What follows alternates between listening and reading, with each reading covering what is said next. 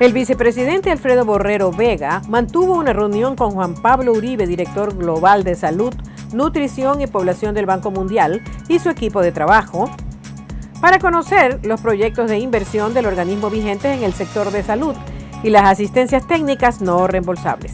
El organismo internacional apoyó la respuesta de urgencia por COVID-19, financiando equipos de unidad de cuidados intensivos y equipos de protección personal, la compra y el despliegue de más de 20 millones de dosis de vacunas y el apoyo de la recuperación de los servicios sanitarios afectados durante la pandemia.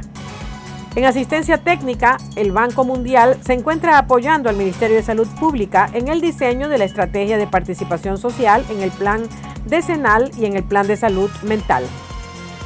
En lo referente al fortalecimiento del sistema de salud pública y la cobertura universal de salud, el Banco Mundial colaborará en estudios del gasto público en salud y la eficiencia en la provisión de servicios para el Ministerio de Salud Pública y el IES. El segundo mandatario presentó los proyectos en materia de salud que lleva adelante la Vicepresidencia de la República, que están enfocados a la prevención. Entre ellos, el proyecto piloto Vivir Saludable para la erradicación de la malaria, acreditación de hospitales como Smoke Ready Centers, con el objetivo de diagnosticar oportunamente casos de accidentes cerebrovasculares para reducir los índices de mortalidad y disminuir el costo de tratamiento para el Estado. Programa para la organización y optimización de las capacidades quirúrgicas y la agenda de salud digital. Marcela Guiñaga, candidata a la prefectura del Guayas, presentó en Ecuador TV sus propuestas relacionadas a las temáticas de seguridad, obras y vialidad para las elecciones del 5 de febrero del 2023. La ex asambleísta aseguró que la seguridad será un tema prioritario durante su gestión y propone articular un plan integral junto a las alcaldías de la provincia para combatir la inseguridad y el crimen organizado. Como eje preventivo, Aguiñaga propuso invertir en el desarrollo de la juventud a través de proyectos sociales y deportivos como escuelas de fútbol. En cuanto a las obras, la candidata del partido RC5 indicó que impulsará un programa dirigido a mujeres que se basa en la implementación por la Alcaldía de Bogotá. Dijo que durante su gestión se retomará el enfoque social dirigido a la comunidad. En cuanto a la vialidad, Aguiñaga señaló que la efectuará como una auditoría a las vías concesionadas a empresas privadas en Guayas y profundizará la intervención en los caminos vecinales. Además, solicitará al Gobierno Nacional la competencia de las 7 áreas protegidas de la provincia. El presidente Guillermo Lasso continuó su recorrido por Esmeraldas este miércoles 25 de enero del 2023 con la entrega de recursos para ejecutar obras de agua potable y alcantarillado en el cantón Atacames. Vine a Atacames para escuchar de primera mano de sus autoridades las necesidades que tiene el cantón, dijo el jefe de Estado, quien revisó las acciones gubernamentales que se ejecutan en este sector en materia de salud, vialidad y seguridad. El Banco de Desarrollo del Ecuador entregó $4.9 millones al gobierno autónomo descentralizado de Atacames, que serán empleados para obras de alcantarillado para Tonchigüe y Same, y la construcción de una planta de tratamiento para aguas residuales en la zona de Tonchigüe. El mandatario apuntó que las obras no solo ayudarán a mejorar la calidad de vida de los esmeraldeños, sino que también contribuirán a la lucha contra la desnutrición infantil con el acceso a fuentes de agua limpia. El presidente Lasso también señaló que se construirá entre el 2023 y el 2024 un hospital en la localidad con el compromiso del GAP de Atacames en la donación de un terreno para la edificación. En cuanto a las soluciones viales, Darío Herrera, ministro de Transporte y Obras Públicas, confirmó que se identificaron 19 sitios propensos a deslaves y el 23 en donde las alcantarillas deben ser reparadas.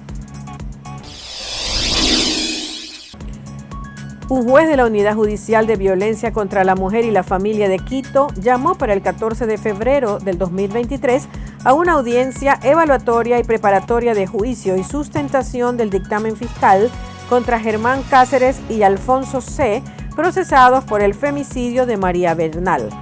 Cáceres, principal sospechoso del crimen contra su esposa, permanece detenido en la cárcel de La Roca bajo medidas de máxima seguridad. El ex policía fue detenido el 30 de diciembre del 2022 en Colombia, tras permanecer prófugo durante 3 meses. El 3 de enero, el exteniente fue deportado al Ecuador.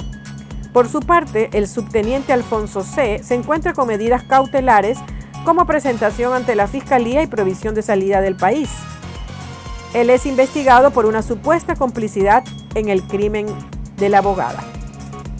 Jesús López, abogado de Elizabeth Otavalo, madre de Bernal, aseguró que en la audiencia la Fiscalía sustentará la acusación contra los 2 presuntos implicados y el juez resolverá si son absueltos o llamados a juicio en torno al crimen contra la abogada.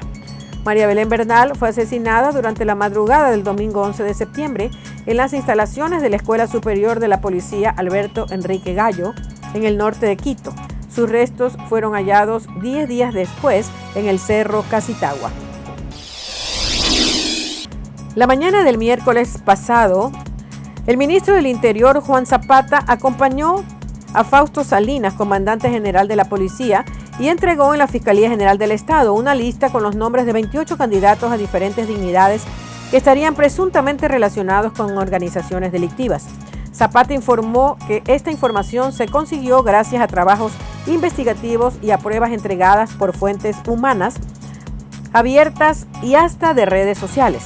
Es así que se detectó el posible vínculo de los aspirantes electorales con delitos como narcotráfico, que son la mayoría, minería ilegal y delitos conexos.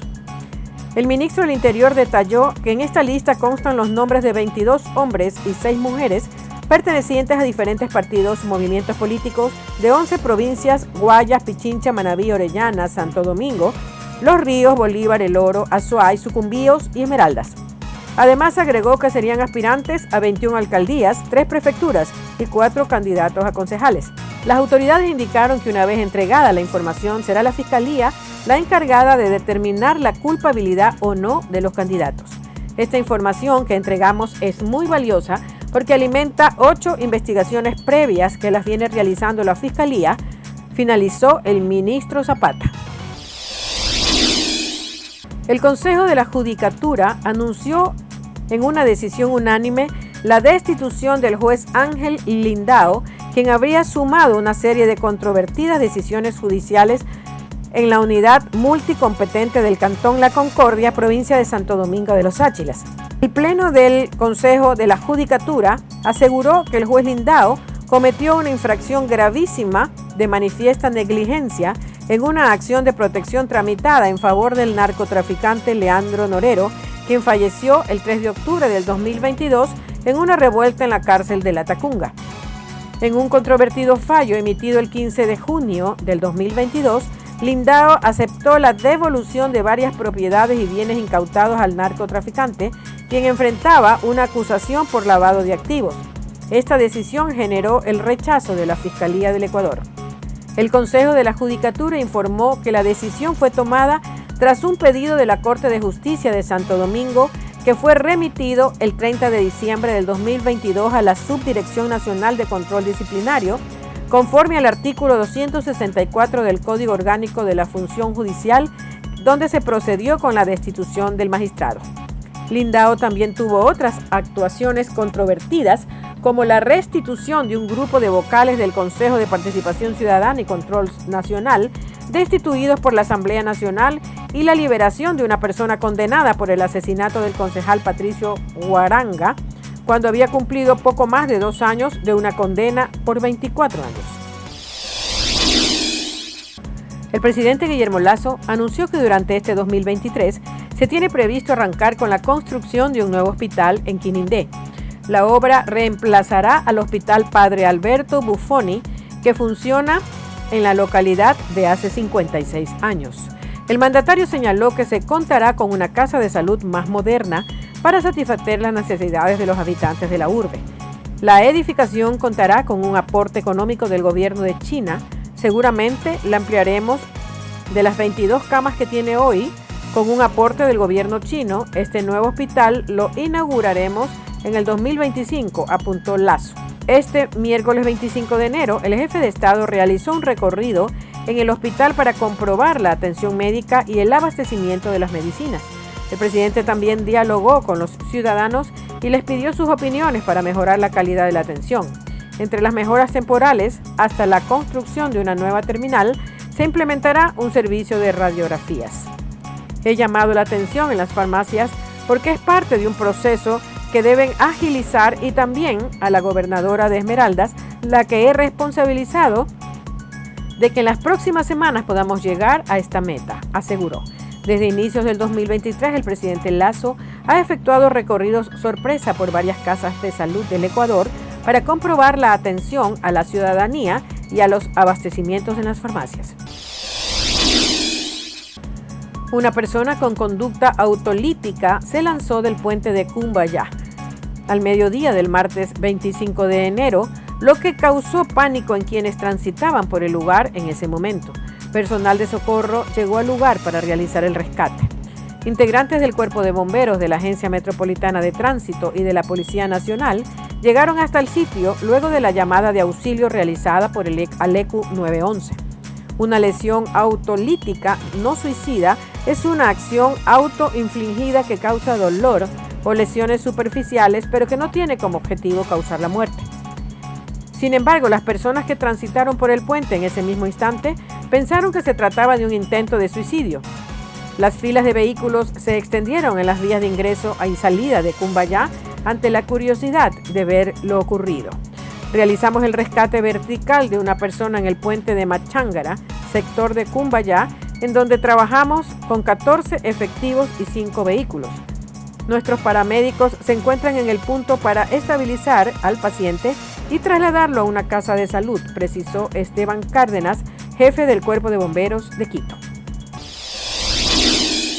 La madrugada del jueves 26 de enero se registró un accidente de tránsito en la calle Queseras del Medio, en el norte de Quito, producto de un siniestro. 4 personas resultaron heridas.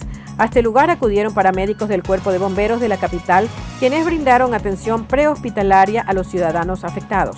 Así también personas de la Cruz Roja y del Ministerio de Salud que llegaron al sitio para brindar asistencia. Según información compartida por las autoridades, en el incidente estuvieron involucrados 2 vehículos. Por tal motivo, se hace un llamado a los conductores para que circulen con precaución, respetando los límites de velocidad y las señales de tránsito. De momento, no se han informado sobre el estado actual de las 2 personas que resultaron afectadas. Un pez remo, un raro espécimen que habita a más de 1000 metros de profundidad, fue capturado por un grupo de pescadores en la playa de Tosupa, en Esmeraldas, en el primer avistamiento de este tipo de arenque en el que va ya del 2023. El pez remo está asociado a una leyenda japonesa como un animal que presagia los desastres naturales como cataclismos o maremotos. En agosto del 2022, el Instituto Geofísico del Ecuador aseguró que esto forma parte del folclore popular y no tiene validez en ningún estudio científico. El ejemplar, de aproximadamente unos 5 metros, aparece en un bote en la playa a través de una serie de videos y fotografías publicadas por los pescadores responsables de su captura y que se hicieron virales a través de redes como Twitter y Facebook.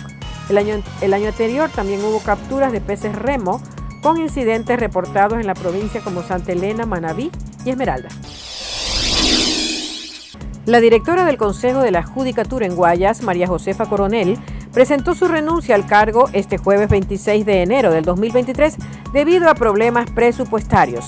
A través de una carta dirigida a Álvaro Román, a quien ayer miércoles asumió la presidencia del Consejo de la Judicatura, tras una disposición de la Corte Constitucional, la ahora exfuncionaria argumentó el motivo de su decisión.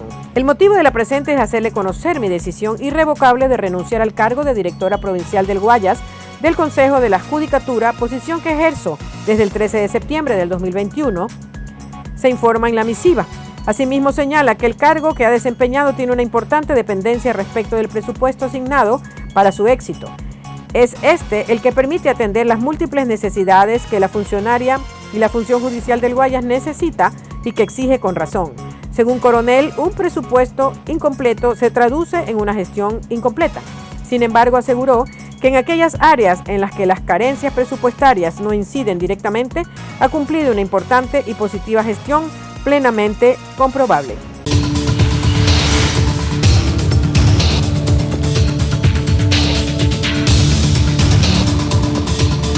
momento. Hace tan solo minutos un funcionario de la administración Biden reaccionó a esta demanda. Voy a leer parte de lo que dijo este funcionario y cito: están tratando de bloquear medidas que en realidad reducen la migración ilegal, medidas que brindan a las personas que huyen del comunismo y el colapso económico un camino seguro y legal para buscar protección, y medidas que alivian las presiones sobre las comunidades fronterizas en sus propios estados. Los 20 estados demandantes liderados por el gobernador republicano de Texas argumentan que la iniciativa del presidente Biden no tiene basamento legal. Indican en la demanda que el programa no está basado en razones humanitarias y que no promueve ningún beneficio público significativo. Al contrario, opinan que equivale a la creación de un nuevo programa de visas que hace que cientos de miles de extranjeros ingresen a Estados Unidos que de otro modo, aseguran, no tendrían ninguna base para hacerlo. Background check. La Casa Blanca defiende la iniciativa argumentando que busca disminuir la llegada irregular de migrantes de esos países. Conocido en inglés como Humanitarian Parole, el programa permite que los migrantes puedan viajar a Estados Unidos y permanecer por al menos 2 años, con la posibilidad de trabajar. Requiere que el solicitante tenga un patrocinador con estatus legal en el país y que pueda demostrar solidez económica. El solicitante al mismo tiempo debe someterse a minuciosas revisiones de antecedentes y no haber ingresado o intentado cruzar la frontera de forma irregular. La Comisión de Derechos Humanos de la ONU se pronunció este mes sobre la medida. Acogemos con beneplácito la creación de vías seguras y regulares para la migración como parte de esta política de permiso humanitario temporal. Sin embargo, lo que nos preocupa es que los requisitos para ser elegible para este programa son bastante restrictivos. El programa, que se mantiene en vigencia hasta que un juez indique lo contrario, fue primero establecido por el gobierno en abril de 2022 para ucranianos que escapan de la guerra. Hasta el momento, esa iniciativa no ha sido objeto de demandas. ¿Cómo afecta la migración después de que la administración Biden decide que permitirá hacer programas de reunificación familiar y que esto implicaría retornarlos ya sea a México o a otros países? Claramente, en estas primeras semanas del año de 2023 ha habido una caída del número de cruces del Darien. Eso ha sido un impacto inmediato. Y para mí es positivo que Estados Unidos hayan manifestado la disponibilidad de ampliar el número de entradas humanitarias hacia 30.000 por mes e incluir no solamente los venezolanos, pero también los haitianos, los cubanos y los nicaragüeños. Pero como lo he dicho, esas medidas tienen una consecuencia de aumentar la presión sobre la situación de los que están en la frontera. ¿Y el título 42, cómo lo ve la OIM? Ha habido decisiones de los tribunales que han sido contradictorias entre sí. La prioridad es que haya una conclusión, que haya certidumbre sobre cómo se va a aplicar, porque muchas de ellas que no tienen autorización de entrada se quedan en la frontera en condiciones muy difíciles. Hemos visto la movilidad por tierra, pero nuevamente vemos esta movilidad marítima ahora en el Caribe. Los números son impresionantes y te voy a decir con sinceridad, esto es una estadística muy por bajo. Es solo de lo que nosotros hemos podido verificar. Es una prioridad y una responsabilidad legal y moral que los estados se movilicen para apoyar a las personas en el trayecto, para prevenir estas muertes. ¿Cree que esto se podría lograr después de este acuerdo que se firmó en Los Ángeles? ¿Qué países están comprometidos? No hay soluciones para los desafíos de la inmigración fuera de la cooperación internacional. Ni mismo el país más poderoso del mundo puede arreglar los flujos migratorios solo. Las nuevas medidas adoptadas por la administración del presidente Biden en la frontera sur, que buscan reducir el número de personas que cruzan ilegalmente entre puertos de entrada, parecieran estar dando resultados, de acuerdo con este abogado de inmigración. Se ven que los números van bajando desde que anunciaron que iban a haber programas quizás ayudando a las personas para que no tengan que venir a los Estados Unidos de una manera indocumentada. Las estadísticas de migrantes capturados en la frontera sur de los Estados Unidos procesados bajo el título 42 reflejan una reducción de casi 70,000 expulsiones en los primeros 3 meses del año fiscal 2023, siendo un 26.3% menos comparado al 2022. Seguimos viendo que los números van bajando, es que el programa quizás está trabajando, No sé, vamos a ver. Pero aquí estamos en la lucha para terminar mis estudios, para poder emprender un nuevo camino. Esta venezolana está enterada del nuevo proceso migratorio para cubanos, haitianos, nicaragüenses y venezolanos, que ahora mantiene a los migrantes en México en su travesía o en su país de origen, ya que de acuerdo a un tuit del Departamento de Seguridad Nacional, aquellos que intenten cruzar la frontera suroeste de manera irregular serán devueltos a México y estarán sujetos a una prohibición de admisión por 5 años y un posible proceso penal si intentan volver a ingresar. Nos devuelven no simplemente hasta acá, sino que nos llevan hasta la frontera con Guatemala. Si tú ingresas a México, a Panamá o a los Estados Unidos de una manera indocumentada y el gobierno, claro, que se da cuenta, entonces no vas a calificar. No saben el sacrificio que uno le toca de nuevo regresar, ya que yo he sido devuelta 2 veces. Revirtiendo su resistencia de larga data, la administración Biden anunció este miércoles que enviará 31 tanques M1 Abrams a Ucrania, en lo que es un paso importante para armar a Kiev en sus esfuerzos por recuperar territorios ocupados por Rusia.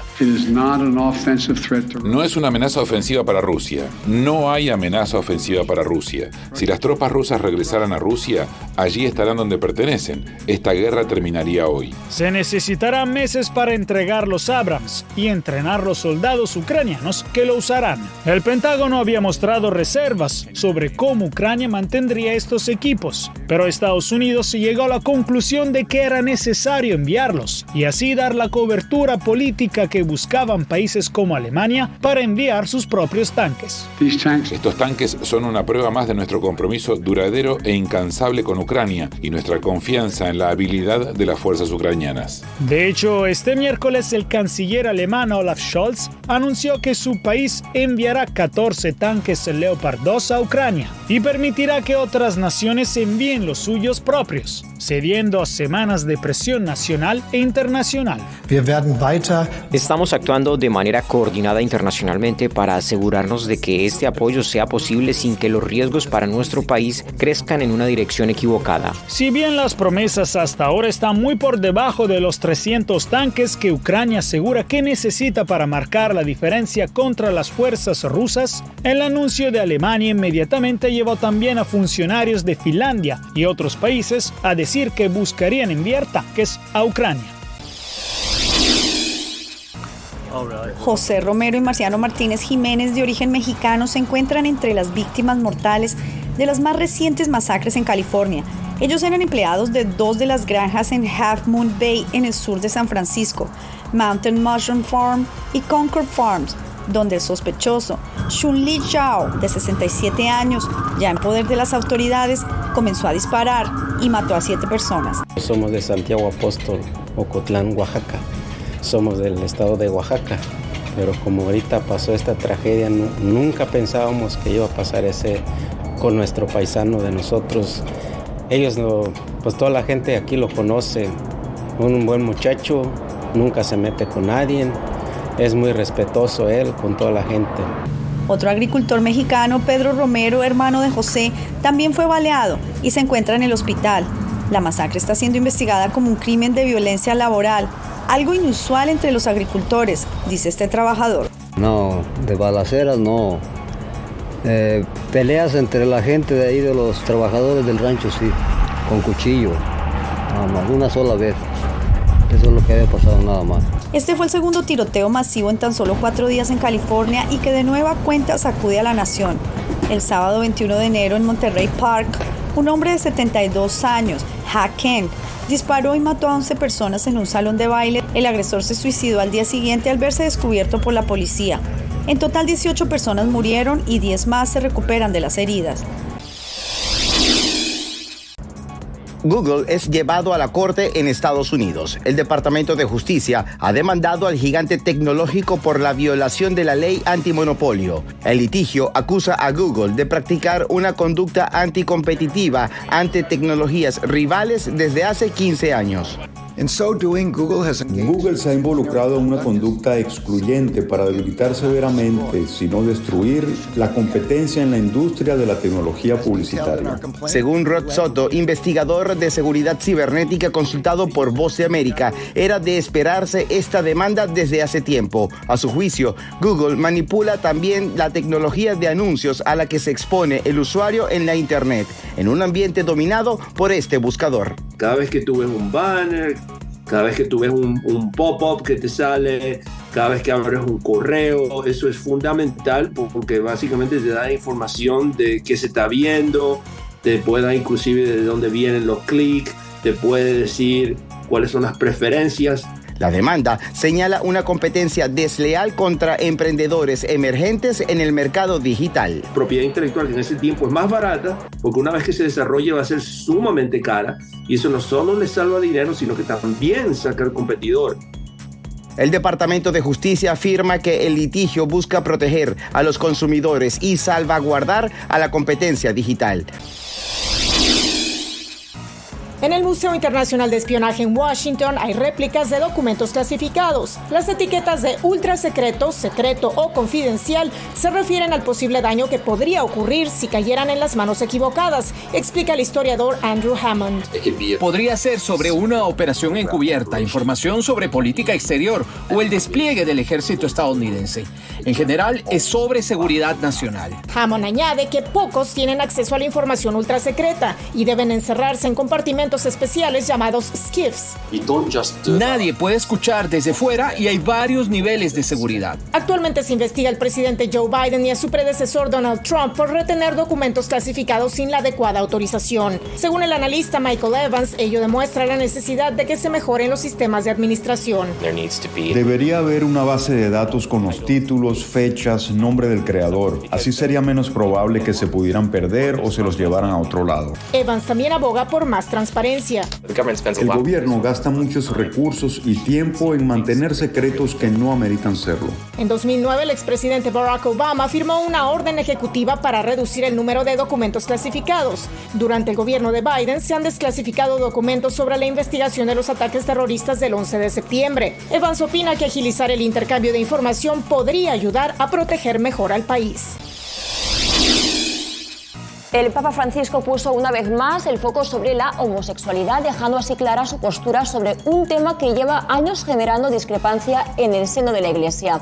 En una entrevista con la agencia de noticias AP, el obispo de Roma criticó a los países que aplican leyes que criminalizan a las personas homosexuales, calificándolas como injustas. Asimismo, el pontífice subrayó que Dios ama a todos sus hijos y pidió a los obispos católicos y conferencias episcopales que a fecha de hoy aún apoyan esas leyes que acojan a las personas LGBTQ en la Iglesia. Ser homosexual, dijo, no es un delito, aunque eso sí puntualizó que sí se trata de un pecado. El presidente de Chile, Gabriel Boric, fue enfático al referirse a la situación de Nicaragua durante la cumbre de la Comunidad de Estados Latinoamericanos y Caribeños, CELAC. El deber que le asiste a Nicaragua de avanzar es la libertad de los presos políticos, opositores que aún se encuentran detenidos en condiciones indignas. Porque solo con la libertad y la dignidad se fortalece la democracia y el bienestar de nuestros pueblos. Además de demandar la situación de los derechos humanos, el mandatario demandó elecciones justas y para ello se mostró anuente a liderar un diálogo en el país centroamericano. Un diálogo inclusivo capaz de construir gobernabilidad democrática y asegurar el respeto a los derechos humanos. Nicaragua no fue receptiva con la propuesta de Chile. El canciller Denis Moncada, quien asistió a la cumbre de la CELAC ante la ausencia del presidente Daniel Ortega, defendió que su país es una democracia. Caminamos con valentía histórica, reclamando el derecho a vivir como merecemos nuestra independencia. Y reiteró que es víctima de injerencia de Europa y Estados Unidos. Los precarios e inútiles ya afanes de dominio de las potencias genocidas, colonialistas, imperialistas y neocolonialistas. La mayoría de países latinoamericanos han respaldado las resoluciones de la Organización de Estados Americanos, que demandan la liberación de los más de 200 presos políticos y la realización de elecciones democráticas. La inscripción de candidatos para cargos de elección popular avanza en Guatemala y la expectativa principal se centra en quienes se postularán para la presidencia y vicepresidencia del país. Desde el pasado 21 de enero, a las 0 horas en que inició este proceso, llevamos hasta el día de hoy 11 organizaciones políticas que han presentado expediente para inscripción de binomio presidencial. Una vez recibidos los recaudos, el Tribunal Supremo Electoral tiene 5 días para revisar que no haya algún impedimento y oficializar la inscripción de los candidatos, que esperan con ansias las credenciales que los autorizan a participar. Guatemala hoy arranca con una oportunidad para hacer la transformación que se necesita y por eso estamos participando, confiando en las autoridades del Tribunal Supremo Electoral que sabrán hacer lo correcto. Ya cumplimos con todos los requisitos, como manda la ley electoral. Estamos afianzando aquí el derecho de participar, de elegir y ser electos. Durante varias semanas, algunos guardaron un espacio afuera del edificio del Registro de Ciudadanos para ser los primeros en inscribirse. Estamos cumpliendo con los plazos. Ahorita venimos cabalmente a esperar que aperturen para poder hacer la entrega. En total se han recibido más de 80 expedientes de candidatos a otros cargos y la fecha límite para este proceso es el 26 de marzo. Miles de bolivianos inundaron las calles de La Paz el martes en la celebración anual del dios Equeco. Siguiendo la tradición, compraron miniaturas con la esperanza de que la deidad las convierta en realidad. Entre las ofrendas adquiridas figuran desde casitas a fajos de dinero. El festival, que recibe el nombre de la Alasita, honra a Equeco, quien es representado por un hombre de rasgos hispanos y cargado de bienes.